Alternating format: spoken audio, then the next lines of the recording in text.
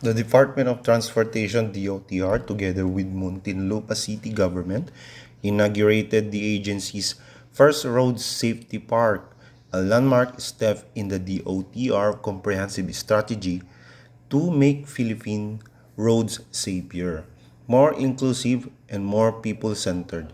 President Ferdinand Marcos Jr. has directed the DOTR to intensify road safety measures and ensure inclusivity on the road.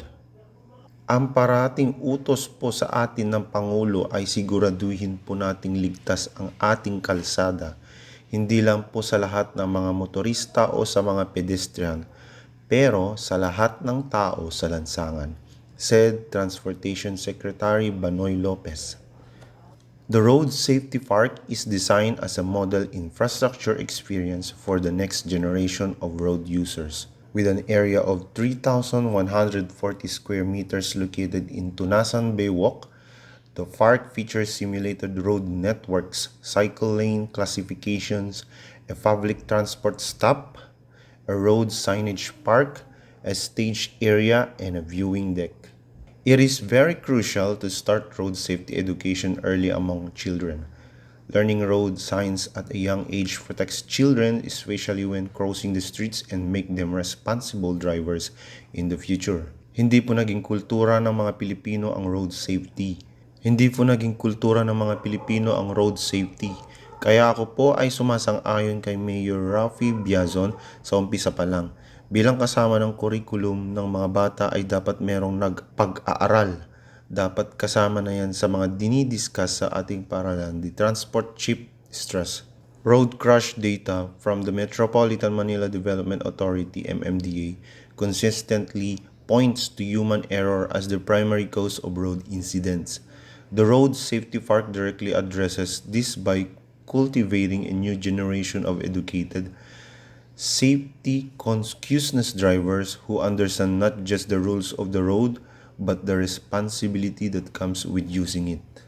Muntinlupa Mayor Rosano Rufino Raffy Biazon welcomed the initiative, expressing his deep appreciation for DOTR's continued support.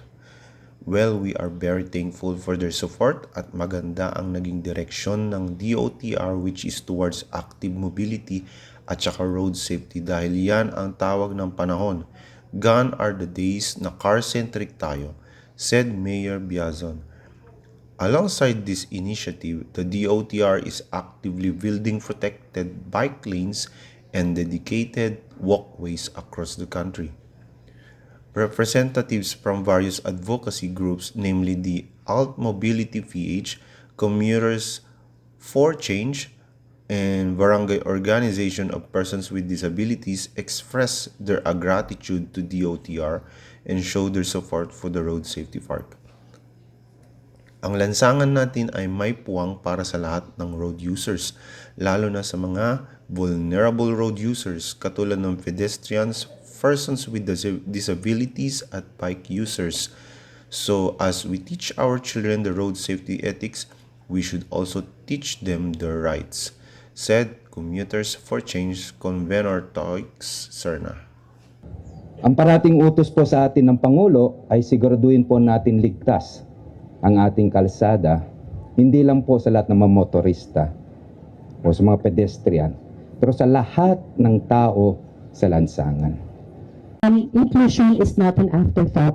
Lagi po natin iisipin yan. Because at the end of the day, everyone gets or become a disability or a person with disability. So we have to prepare. We have to prepare everything now. Huwag po kung kailan na tayo magkaroon ng kapansanan. Thank you, DOTR, sa inyong patuloy na pakikipag-koordinasyon, kolaborasyon sa local government unit. Ang lansangan natin ay may puwang para sa lahat ng road users, lalo sa mga vulnerable road users, katulad ng pedestrians, persons with disabilities, at bike users.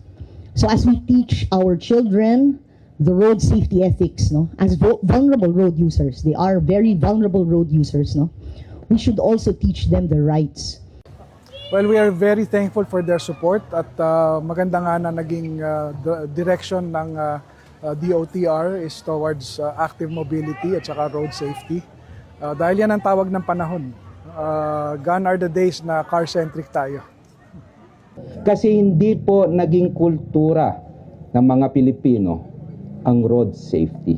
Kaya ako po ay sumasang-ayon kay kay Mayor Rofi, na umpisa pa lang sa bilang kasama ng curriculum ng mga bata ay dapat meron ng pag-aaral. Dapat kasama na yan sa ating mga dinidiscuss sa ating paaralan.